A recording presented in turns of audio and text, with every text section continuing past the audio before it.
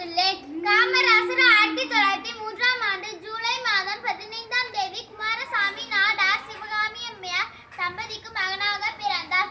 1960 ஆண்டுகளில் இந்திய அரசியல் கிங்மேக்கர் என வர்ணிக்கப்பட்டார். பெருந்தலைவர் என போற்றப்பட்டார். இளமை காலம் முதல் சுதந்திர போராட்ட கருத்துக்கள் மூலம் ஈர்க்கப்பட்டு தனது 16 வயதில் இந்திய தேசிய காங்கிரஸ் கட்சியில் இணைந்து கொண்டார். 1953ஆம் ஆண்டு தமிழக முதல்வராக பொறுப்பேற்று தமிழ்நாட்டில் குலக்கல்வி முறையை ஒழித்து இலவச கல்வி திட்டம் கொண்டு வந்தார். மாணவர்களுக்கு மதிய உணவு திட்டம் கொண்டு வந்தார். தொழில்துறை சிறக்க மின் திட்டம், ரயில் பெட்டி தொழிற்சாலை, திருச்சி பாரத் எலக்ட்ரிக் திட்டம் மற்றும் நீர் பாசனத்துறை சிறக்க பல்வேறு அணைக்கட்டுகளை கட்டி மழை நீரை சேமித்து விவசாயம் செழிக்க செய்தார்.